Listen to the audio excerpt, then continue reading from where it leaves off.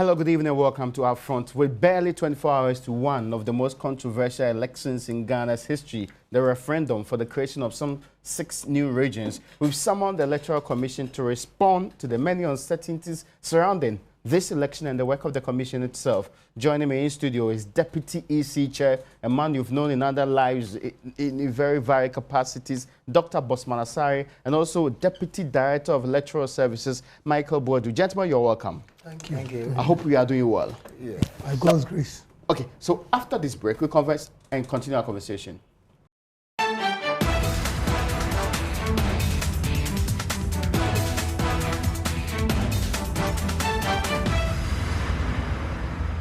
You welcome back. This is Upfront. My name is Raymond Alqua. So I did tell you that my guests today are those from the Electoral Commission. And of course, the Deputy EC boss himself, Dr. Bosman Asare, is here. He's here with the Deputy Director of Electoral Services, Michael Boadu.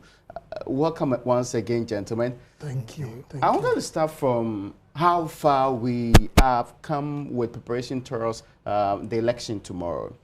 The understanding is that this is supposed to happen in 6 different areas across the country. Are we ready to go into the election? I think from the perspective of the Electoral Commission, I know and I believe we are fully ready. Because as you said, we are voting in only 6 areas of our country. We have the Ahafo, Bono East, both in the Bronga Ahafo region.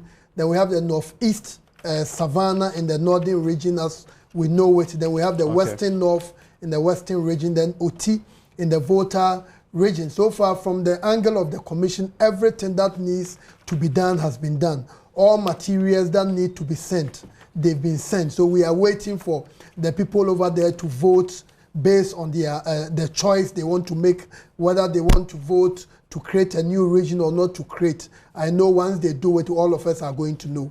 I mean, sometime, this is not one of those national elections or used in, put in place, what was the name of the people who are supposed to be MPs, not selection of MPs. This is also not even district assembly elections. But there's some campaigning going on. How is that possible? No, when you look at the Constitution, especially Article 5, the article talks about some people will petition those if the president gets the information that there's compelling reason for regions to be merged or a region to be created. Some people must petition. And in this instance, unlike in other elections where, as you rightly pointed out, you are going to have NDC, MPP people, individuals contesting, etc.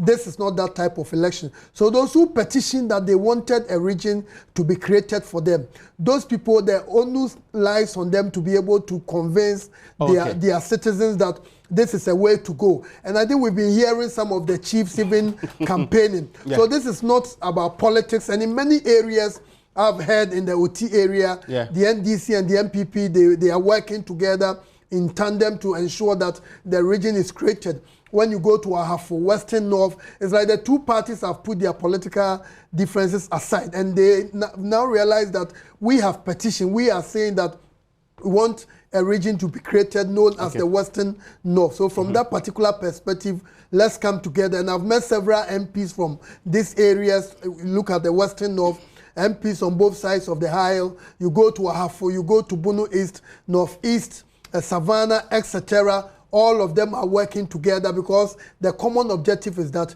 a region must be created. Recently, some people in OT, who I'm sure you'll be supervising, really were arrested by the police for casting spells on them. It does mean that not everybody is in support of this. Anyway, does the spell work on you, the commission? No, I know for the work we do, when you cast spell, it doesn't work. And some of How us, are you able to determine that? Some of us, we pray to God, we go to church, and we believe that the power of God takes precedence over all this. And we shouldn't forget those who... And you are convinced that your biometric verification machines will not break down because of the effect of some of these things? Oh, no, we know, so far from our side, everything is set. And you know, for every polling station, we have 2 of the devices. One is always a backup. And in our district offices in all these areas too, we have backups. At the regional office too, we have backups. So in case there's a problem with one, we are going to use the next available one. And we'll make sure that one will come from the district headquarters. And we've checked, and we are convinced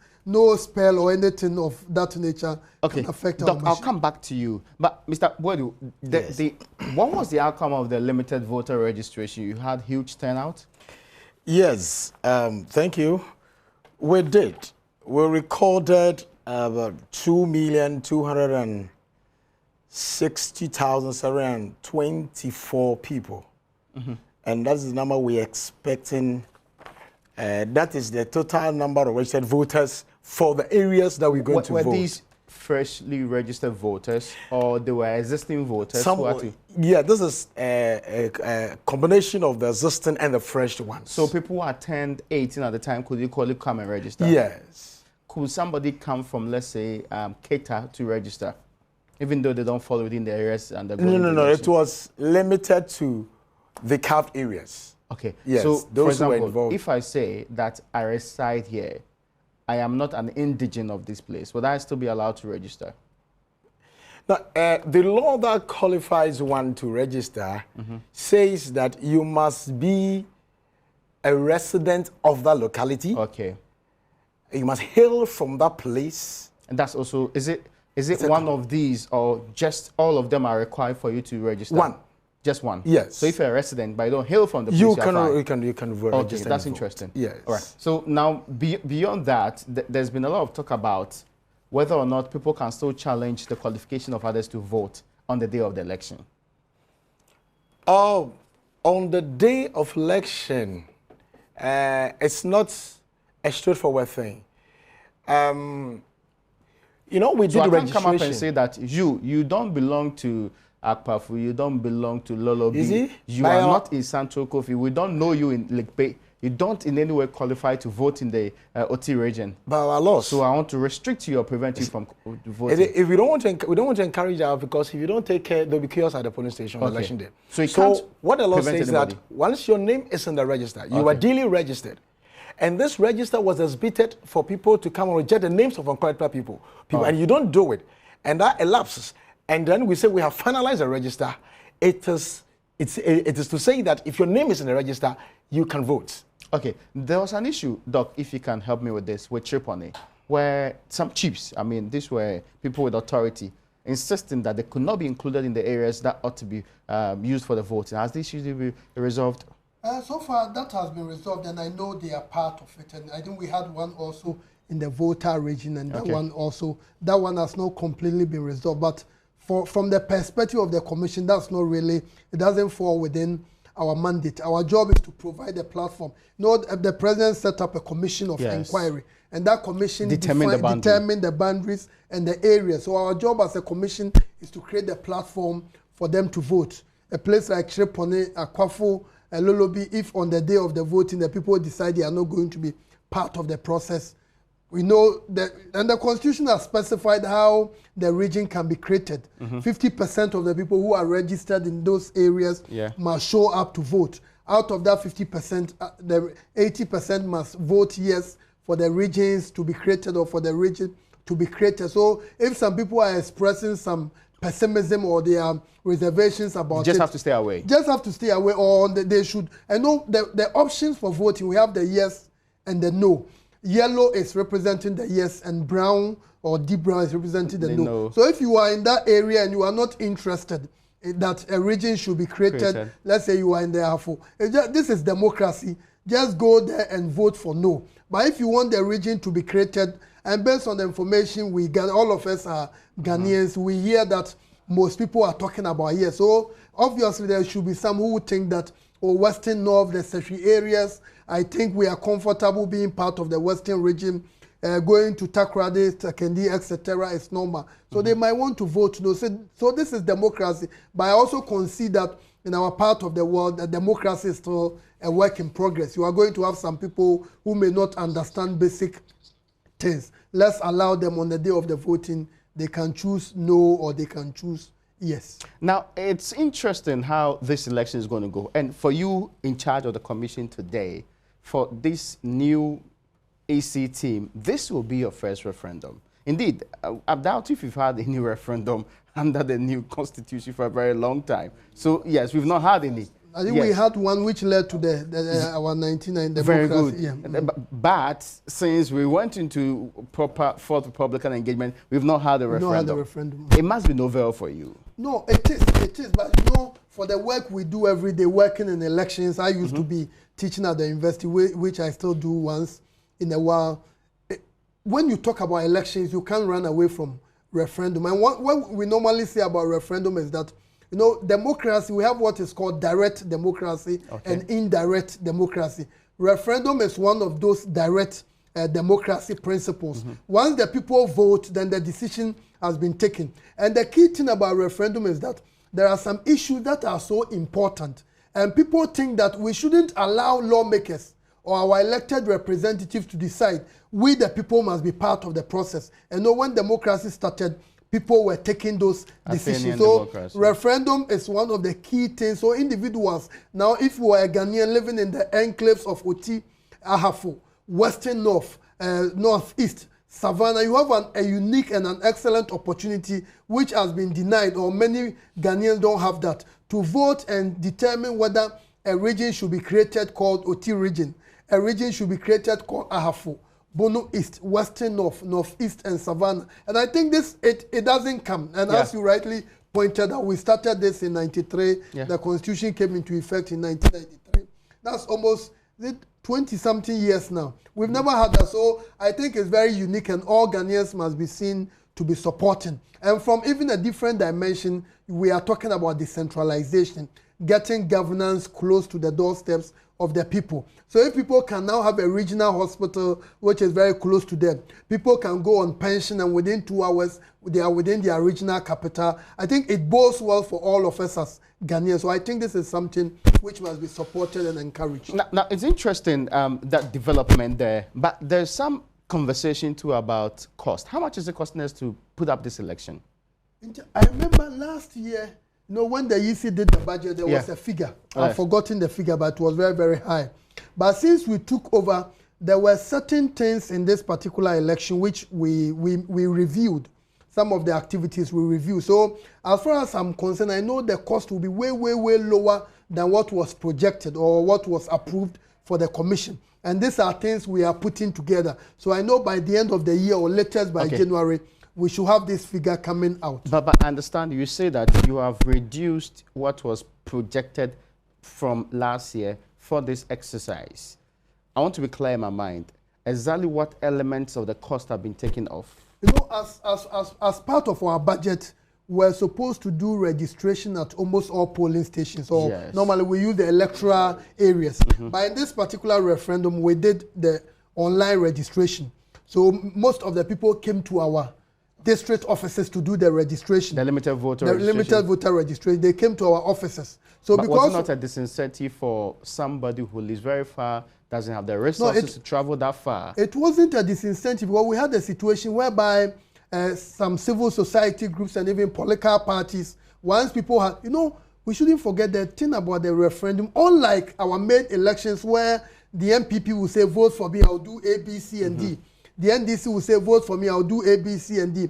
For this particular one, the people themselves. So this was an initiative coming from the people. It wasn't a government saying that, I think we should create this, we should create this. Government gathered the petition. People provided the government the reasons why.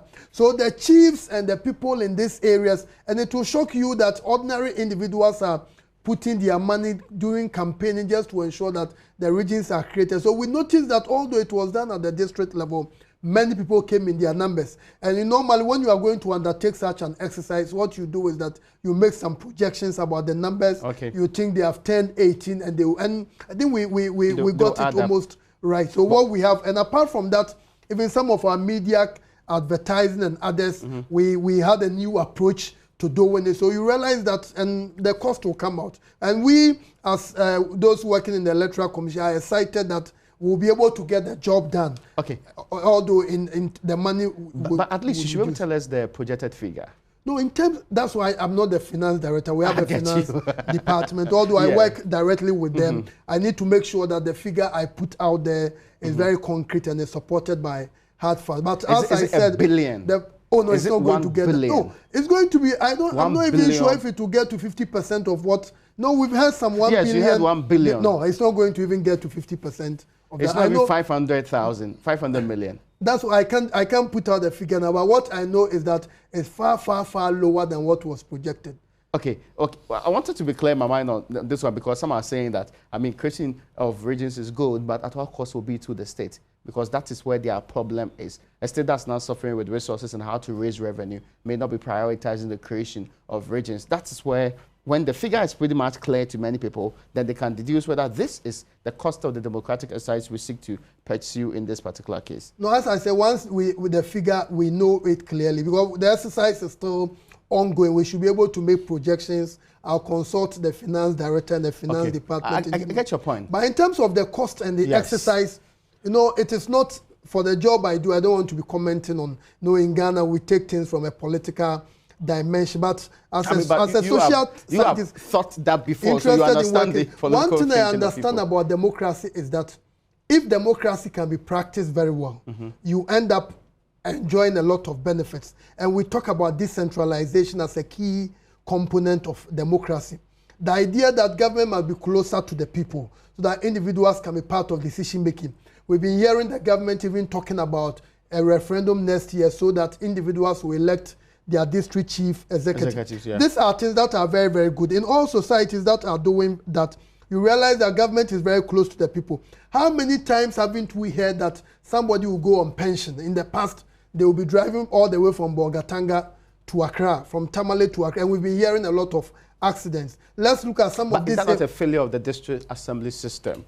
No, it is. But now we are working at improving. We are working at ensuring that government will be closer to the people. The local level, they are empowered. We have all these institutions working very well. No, many countries have practiced it for many years. Look at the US, the constitution is more than, I think, 240 years or so.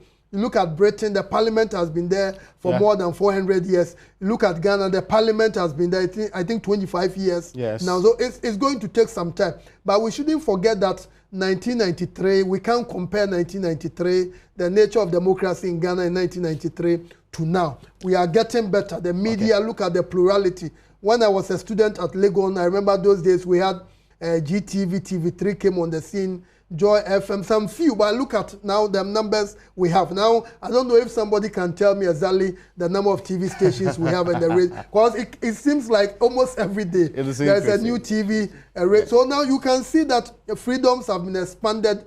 Individuals who used to work and they were afraid of exposing certain things. So we are making progress, but we have to be very, very Dr. Kewa Amwako of the Africa Center for Economic Transformation says all of these have not yielded the needed fruits. The needed fruits of progress, of development. We have not seen that yet. So our democratic journey is still at its very infantile stage. Yeah, I think to a large extent I agree with that. Well, democracy must, if the democracy doesn't bring development, then people begin to question it at all. Okay. But again, I know in Ghana, when you look at the figure, life expectancy, access to quality roads, etc., some of these have gone up. But the problem we have is that the changes have been so incremental. Okay. We've not made the step the way we should make as a country. It might sound too late, but can people still transfer their votes to the affected areas? And even for those from the south, for example, Mr. Bodu, if, for example, I live in one place, let's say Ho, and I wish to take part in this election, and I believe that I am from Lekpe, and I want to transfer my votes there, can I do that now? No, it's too late. It's too late. The law that... But I'm still a Ghanaian. I have a right to take part in the decision of my people, of my hometown. It is true. Yes. But we have given ourselves a law that governs everything we do. Okay. For instance, so this election, we have Constitutional Instrument 109, which organizes and then governs whatever we have to do so far this election is concerned. And it says that CI 94, then we had 97 or so. Go. Now we're at 109. 109 for this referendum. Okay. And so it says that you should apply for transfer no later than 21 days to the election. And so it is too late to do so now. Okay, that's interesting. So it sounds like 21 days. Yes, no later than 21 days to election. People are aware of this. Oh, yes. Were many of us informed of the development? Good. Prior to the commencement of this transfer window, there was a public release, a press statement, and we gave the public opportunity to know what we are going to do. So we do all that, and we've done proxy voting, special voting. Those opportunities have been given, and it is close now. How many polling stations are we expecting to partake in this election? We're expecting 4,798. Oh, almost 5,000. Yeah. From the areas, it didn't sound to me like these were areas with so many polling stations like that. But yes, and that's the interesting part. So, I mean, so the people are spread over the place. We still don't have huge numbers at these polling stations. Is that what you're saying? Yes, we have managed to split the centers, and so the threshold is in the neighborhood of 850, 870. So no polling station goes beyond that. Okay, that will be interesting because of longer hours for voting and all of that. This brings me to the question: how many hours after the election? 5 p.m. is when we ended, right? Yes. 7 a.m., 5 p.m. So yes, after 5 p.m., how many hours would it take you to give us final results for each of the areas? Oh, from the past. Yes. Now, we have always been able to release our results within 72 hours. But this is an extremely limited area we are looking at. Yes, and so we're not going to depart from that. What it means is that it might even come earlier than that. Okay, so where would the declarations be done? Would it be at the regional level? Since this is region creation, not like national presidential election. It will be at the regional level. Every proposed region is supposed to have a collation center. Okay. Oh, okay. Yes, so a referendum center or a collation center, and that is where the declaration will be done. And so for each of the proposed regions, we have a returning officer. I see. And a deputy. And he or she will do the declaration at the regional level. At the regional level? Yes. Okay, that's interesting. So when the declaration is done, then the election is done for the area? Yes. Now, there's a question of relevance to some other people too. You talked about the procedure for the election. This is fairly new to many people. We have voted for presidents, parliamentary candidates. We've gone to choose our pictures too. But in this case, there won't be pictures, right? No, there won't be pictures. In this case, which we have started announcing on your TV, Adum TV and other networks are advertising for us. You have a color, yellow, and then you have yes. So those who want yes, you see yellow by 8, then there will be a place for you to thumbprint. And those who also want to know, there will be a brown color, then you also say no. So you have only 2 options, the yes and the no. So because we have only 2 options, I expect the rejected ballots to be as minimal as possible, because it's not like 5 options. This one only 2. Yellow is up there. So those who want the yellow, it's just a matter of thumbprinting yellow to represent yes. Those who want the no. And even just to add to what Mr. Boadu said, interestingly, you know, we are voting in 6 different areas. If all the areas successfully vote, they have the first threshold is they must meet the 50% voter turnout. Then beyond that, 80% of those who are voting must say yes. So that means it's possible some people may create their region and some people may not be able. We as a commission, since it's an exercise national, based on the information we are getting, the enthusiasm level is so high in almost all the regions. So this means that the petitioners must work very hard to get a vote. 80% is a huge one. No, but I don't see the 80% as so much of a problem. Really? The 50% voter. As in getting the population registered. 50% to go and vote. So we've had instance where district. But we largely have very high voter populations because we've been hovering 70, 80, mostly for our national elections. But you know, since we had our register, a number of people have died. So others have moved out too. Others have moved now. So when you look at the numbers we have, those who are dead, some of them are there, and those who have traveled. So assuming 10% are dead or traveled, that has reduced the number. So it is interesting to note this. Immediately the voter population that has come to vote and determine at the end of the election, you don't even have to determine the yes or no for it. But if the population is below the number, that one, if you get the yes at 90%, it's still rejected. But this is clearly in the constitution. Yeah. 50% must turn out. And out of that 50%, 80% must say yes. So this is a clarion call to the petitioners. Yes, they have a lot of work to do. In OT, Northeast, Savannah, Western North, that they must be aggressive. This is the final stretch. So they've reached a point where they can't let up. They cannot also give in. They must continue with the campaign. So this is like a by-election of a sort, a limited constituency-based kind of election. Mostly our by-elections don't have the same turnout like the main election. I can see why you're saying that the petitioners must be up and doing, because they need the numbers to even determine the case in the final. Because the 80%, looking at the enthusiasm level, like almost everywhere, people are upbeat about it.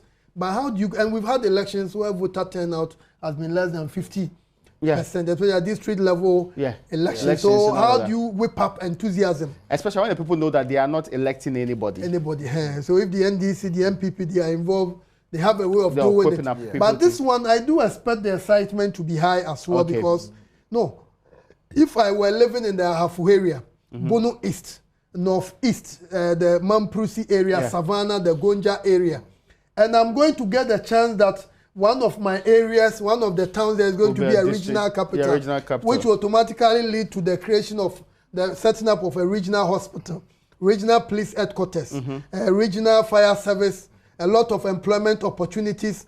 No, I should be very excited about it. There will be a regional EC officer too. Regional EC officer, regional director for the East, regional minister as well. So I think that if you are there, you should be very excited about it. And so far, the intelligence, we are picking points to the excitement, but they must continue with the hard work. The EC on our part, we are running commercials on about almost 40 networks across the country.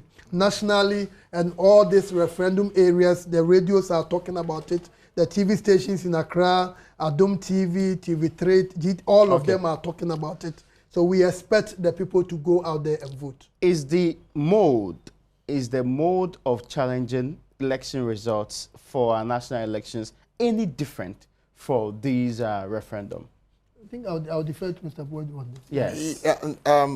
It's not different. Okay. Yes, it's not different. If you are aggrieved, you disagree with the results, you go to the courts. The procedure is not so different. No. Yeah. Okay. Now, so we just to add to what he said, unlike the main election where the NDC and the MPP, for this particular election, we have the interested parties. Okay. And mostly the interested parties are those who petitioned that they wanted a region to be created. And since we live in a democracy, people can also write that they also want to go there and represent no. So if they foresee or they suspect any foul play, they can petition. This is a democracy. And I know it's even in the interest of those who want the region to be created that the regions are created based on law. But you say electoral materials are ready. How about security?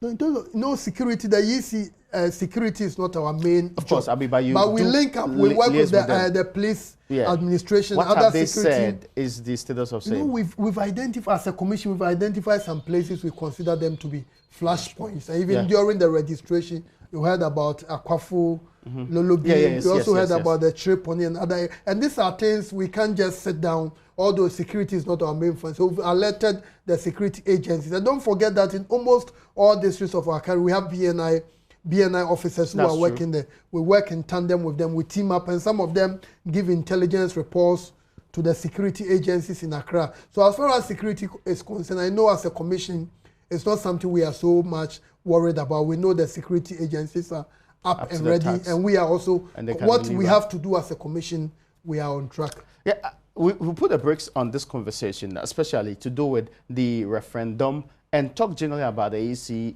When we return from this break, would there be, I also was work on what they call it, by-election anytime soon? Is the EC preparing for that? Is there going to be, what's the plan for the EC? What's on the calendar for 2019? We'll also be looking at 2020. There's a major election that's supposed to happen within that space. After the break, we'll continue our conversation with the officials of the Electoral Commission on perhaps the most important agenda for the year 2018.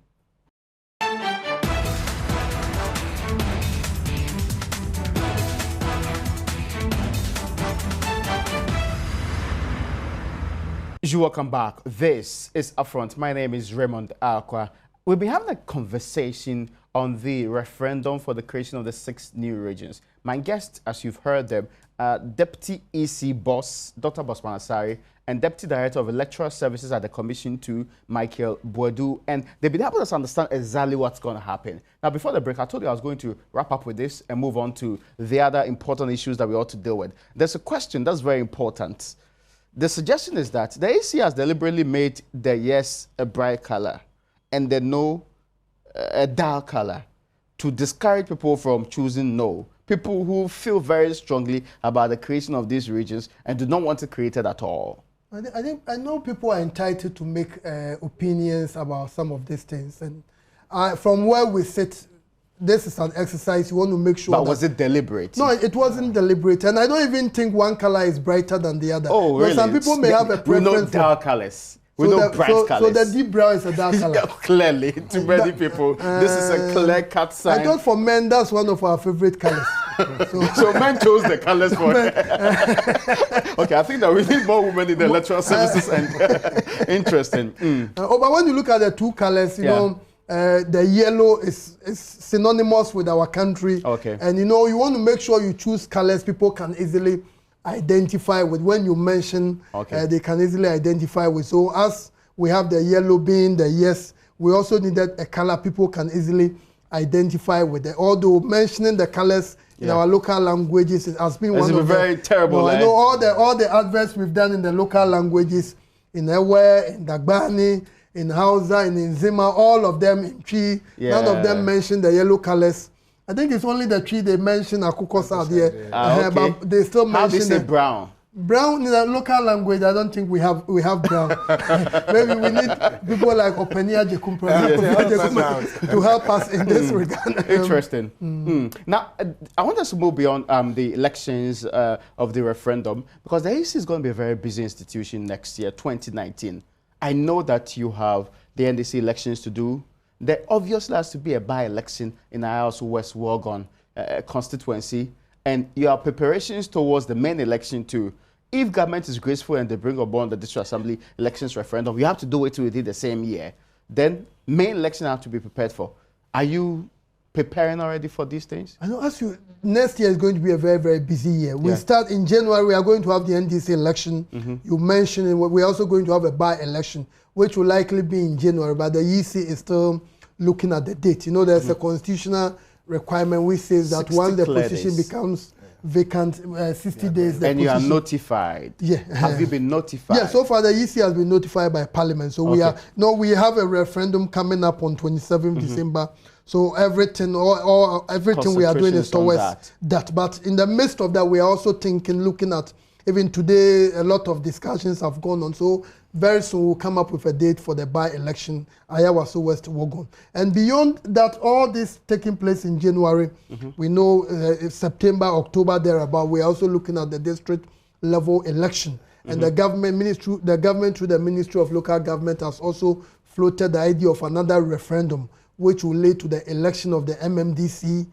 So that means next year is that will be a nationwide referendum. A nationwide referendum is going to be very, very busy. And even the most complex election in this country is the district level election. Yeah, but the district level election in itself is 2 different types of elections. Because you are electing, the people are voting to elect district assembly members, and they are also electing unit committee. You know, when you go to some areas, those who are contesting for the assembly in each electoral area, you can have as many as 8. So if a district has about, let's say, 25 electoral areas, look at the number. Then the unit committees. So that one is a more sophisticated, a more complex election, plus the referendum. Although the referendum will be like, that one will be like a no-brainer. It will be, because it will be yes, no. So if there's a referendum, is it possible that the election of the DCs may happen within the same year? No, we will do all at the same time. And when we do that, it cuts down cost. Okay. So we may not need to employ additional, if we may even need an officer on the desk. Then you can throw more light on that. So what I'm trying to ask in this case is that you are more likely to do all together the unit committee elections, the assemblyman elections, and also the referendum for the decision on whether or not to vote for our district chief executives the same year. Yeah, that will be complex. Yeah, it will.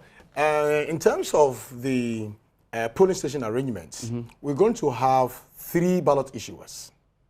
One will be in charge of the district assembly, one will be in charge of the units, and the other will be in charge of the referendum. It won't confuse people? No.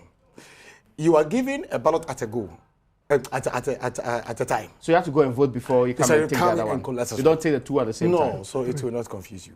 And we're using the same register for both. But that's a longer period at the polling station. That may be confusing. Not really.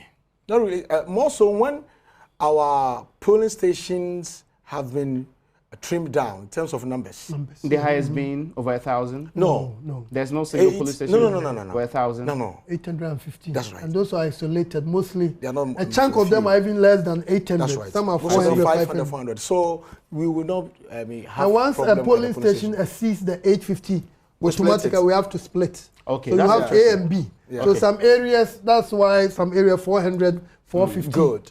And I get that. So Legon Hall Main, where my vote is, actually it has an A and B, in this case. I get the point there. So it won't be much of a problem going into that election. Now, you were talking about the referendum. We have not decided. It's still going to be, no, not referendum. I'm talking about the NDC's election. So that's known 26th. That's November 26th. No, January 26th. January 26th. There were complaints about the length of period used for the previous election. That's the election of national officers. Okay.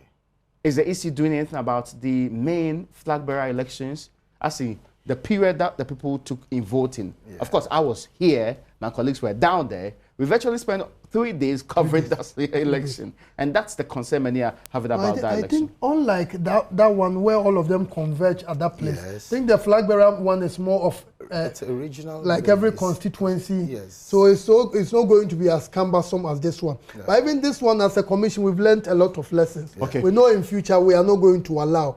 Normally, when the parties come, it's like come up with your program, then we assist. But this one, I think we allow them to come up with their program. Maybe we could have done more to ensure. And at times, the cost. You want to make sure that you cut down cost. And at times, when you are going to cut down cost, you may end up creating additional challenges. But I think the flag bearer one will be much more efficient in terms of the organization, because it's not going. People are not going to converge at the same place. Yeah. Has the deputy general secretary issue been resolved? I see some of them acting. You know that there was this name mixed up with the gentleman who was a flag. I think that one is an internal NDC issue, and we've not heard. We've not heard anything.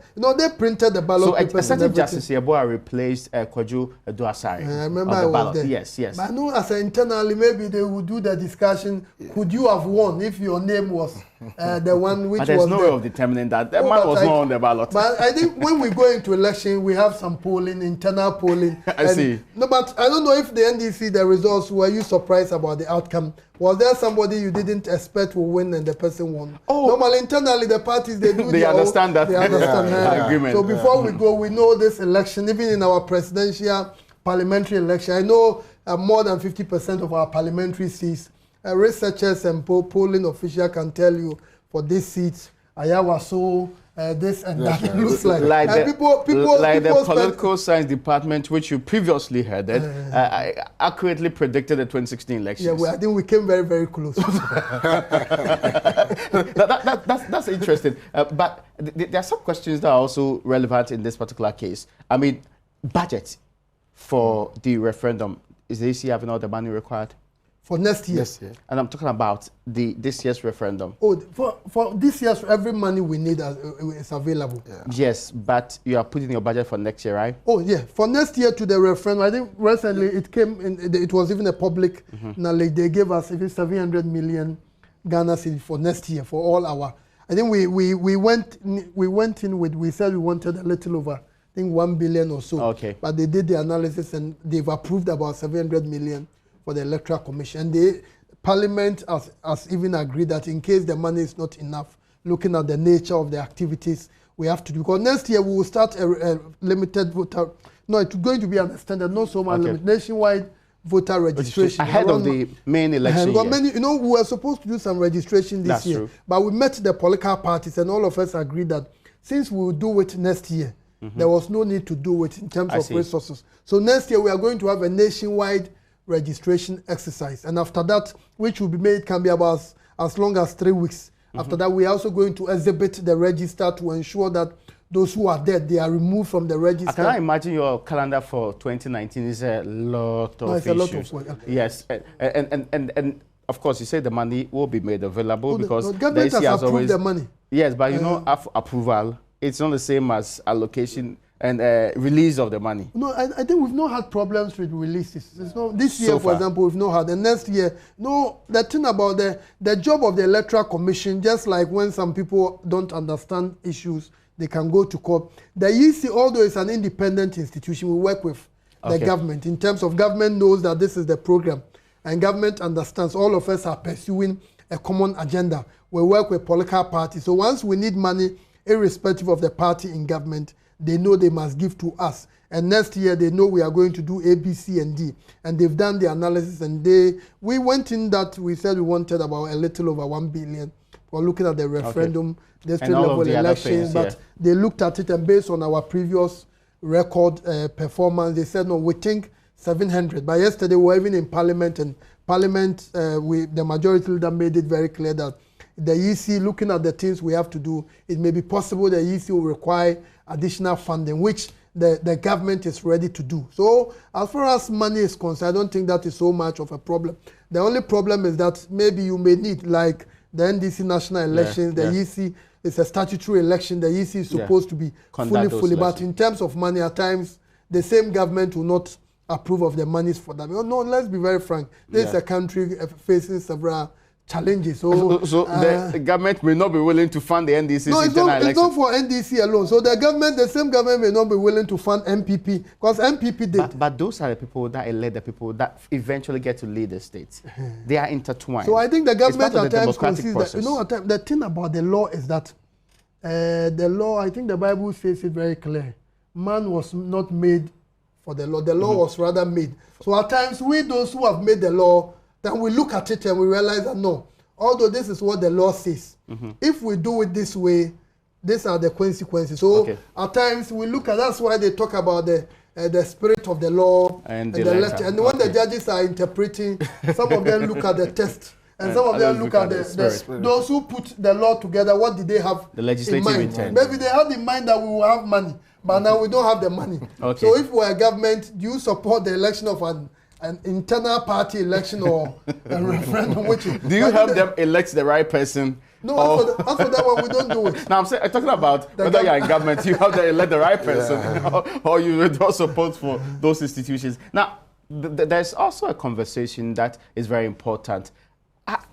Should we expect changes at the Electoral Commission? When Charlotte said took over, she made changes, including titles, names, and all of that of the other institutions. We've seen logo restoration. Should we expect other changes? I don't think I think for this administration, we are not so much interested in something like, let's say, branding. Yeah. Or maybe it's not our intention that we are going to overhaul the structures. For the logo, I think we had the discussion, and in basketball, they talk about a slam dunk, easily scoring. I think the consensus was that it didn't reflect what we stood for as a commission. So we don't expect you to move directors of regional directors around? Since we came, we've not done anything, and I don't think reshuffle. No, some people, obviously, there will be some transfers. In the public sector, when you spend some number of years at a particular place, you may move. Some have been in certain districts. The nature of our job, too, is not even good for somebody to be the district officer of the Electoral Commission for 3 consecutive elections. When you stay at a place for a long time, you begin to create some attachments.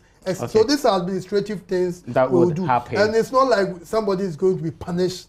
No, that one. We are not going on that tangent. And I don't think by our nature we cannot do that. Would you appoint new public relations officers for the Electoral Commission? In terms of now we have a public relations, the head, which is Mr. Jakwasu, and the deputy, Mr. Ayuba. At the EC level, we have what we have departments and units. Departments are headed by directors. For example, Mr. Buadu is the deputy director of electoral services. We are yet to have a substantive director of electoral services. You go to the PR department is a unit.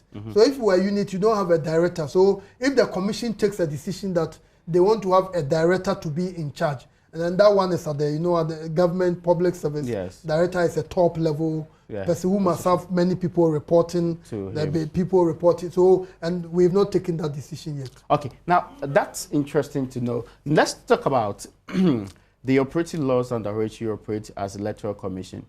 It's important to know, as of the time we were heading into the 2016 election, there were 24 political parties in this country registered according to the Electoral Commission. How many are there now? It has not changed. The number has not changed. But I've been hearing some new ones are coming. LPG, yes, I don't know if you've heard of LPG. I think it's a change from the, what's the name of the gentleman?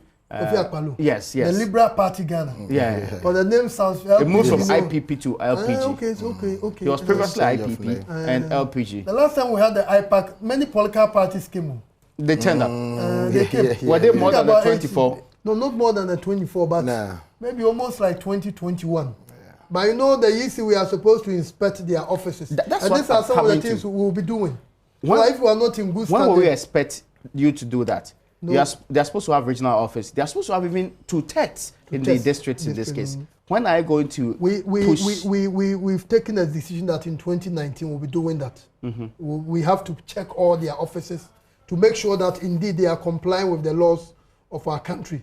Some of them only surface when elections are approaching. Like when there's an IPAC meeting. IPAC, then they come. And some of them are perpetually they come. And that one is clear. But I think as a commission, we need to make sure that they are complying with the laws of our country. So we'll do that in 2019, we'll do that. Okay, that'll be interesting to know. How about the Act 574 specific section 21B, which requires that the audited accounts of the political parties for the year shall be submitted to the EC? Have you been receiving these audited accounts? We have been receiving, and I can speak on authority that the main political parties, we've not had any problems with them. And even some of them, I know, I don't want to mention them because I don't have the document. But I think almost all of them are satisfying this. So it's not an area we have a problem. But it's only maybe as to whether they are doing it the way we expect. It's a different ballgame altogether. But this is an area the political parties have been complying. But I need to again check if they are up to date. Now 2018 has not ended yet. So the year must end before they will submit. But for 2017, maybe I think they've done it. I'm sure. Really, all of them. For the main parties, I think they audited accounts. Audited accounts, because they know it's part of the business. So there's also this provision on section 14.2, which says that a political party shall within 6 months after a by-election in which it has participated submit to the commission a detailed statement of all the expenditures incurred within the election. Are you going to insist on these? Yeah, because these are things that have not been consistently applied. I remember at Proud 2016, we're demanding that. The issue says some are submitted, others have not. Because mostly it is reduced to the main political parties. But if you have 24 of them, the expectation is that 24 of them will have to submit to you these, what they call it, reports. And there's one that we talked about that you said you are going to check, that within 90 days to the issue of the final certificate for registration, they shall furnish you with their details, especially of the existence of the national, the regional, and the district and constituency offices.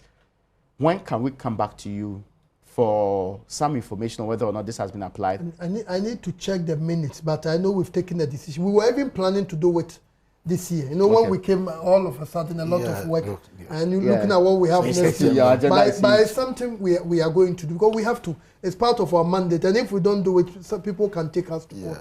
Yes, because some have actually expressed that interest in ties past. And don't forget that if you mention 24 political parties, we are going to have some who will not be compliant. Definitely some are going to be out there. But as long as the main political parties, outside the main, you have the CPP, the PPP, PNC, some few of them comply. Can we prune that list of political parties? No, the only way we can prune that list is when we check and they don't have the offices. Because the Constitution talks about 2/3 in nationwide. So if we go there and you are not there, then that one, your license can comply on. So we do that. But we can't just say you are trying to disqualify or cancel the license of a particular political party. It must be based on concrete. So we live in a law and order society. People will take you to court, and the court want to find out, did you give them the opportunity? Did you do A, B, C, and D? The EC, we are also subject to the laws of our country. So anything we do, we've got to make sure that we ourselves are following the law. There is a claim by some that elections are way too expensive. Our elections, even comparative to what happens to the sub-region, are way too expensive. They have compared in terms of dollars, and even said that we'll be spending almost $100 on a single pink sheet that's a declaration of election results form in the previous elections. Is this something that's going to change? No, it's good. And I would say it has changed. And the reason why I would say, I think the last time we had Ghana's election, the cost per voter is about $13. Yes. Nigeria is about $9. I think in Tanzania they mentioned about $6. I think, you know, we shouldn't also forget that in Ghana, I don't know if there is any country in Africa that has two political parties that are neck and neck like we have in Ghana.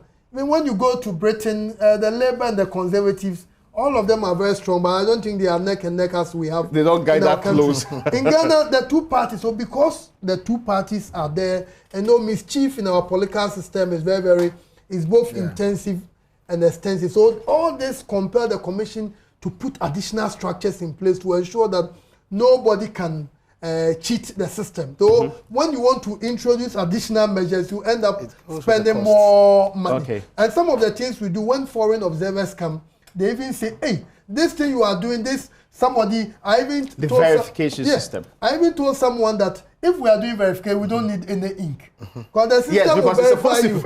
So if I've been verified, what is the ink? But in Ghana, you know, people still think that even when the ink is there, people can still rig the system.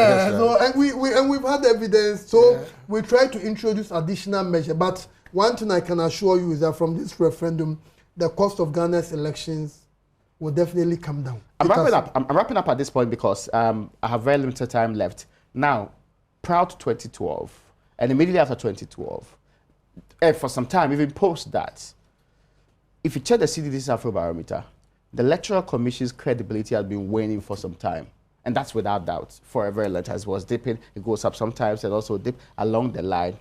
Exactly what integrity structures are being put in place today to make sure that this Electoral Commission cannot be suspected to be doing things that are not in tandem with the laws of the country or doing things that favor a political party as against others in this case? Well, I think for the three executive commissioners who were appointed recently, I think all of us recognize that this is a huge mandate that has been placed on us by our country.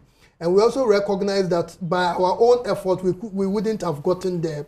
That means God in his own wisdom put certain things together for us to be there.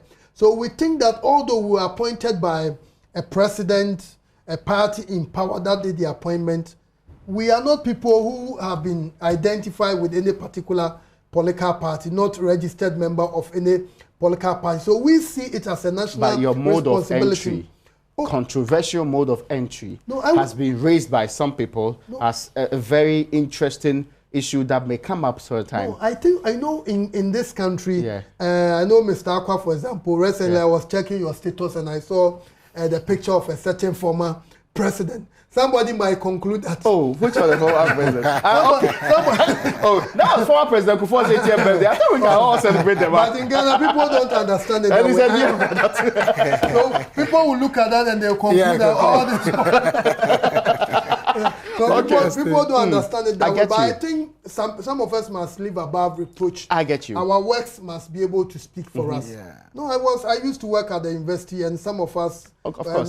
We are not politicians to go and lobby, come and do this and that. And some of us have reached a point where if by this you will not allow me to do my work professionally, because I have my job. You can still go work and teach. I'm on leave of absence at the university. I can still go and support. So I think that those who appointed us understand. And if you, I don't know the extent to which you know my chair. I don't think she's somebody who can badge. Somebody can call her, go and do this, go and transfer this person from here, and all of a sudden, Madame Jemens, she'll be following the queue. No, she will not do that. She will never do that. So these are people, their conscience is there, and we think that we want to make our country very, very proud. We want to make sure people will look back and say during the era of Jane Mensah and her team, they did a very good job. We want politicians to have confidence in us, in the so that when they know they are voting And the way our election is, who can even cheat the system for you? If you want to cheat in our election, that means all the commissioners, the regional director, the district director, the presiding officer. In fact, the deputy returning officers all to be influenced.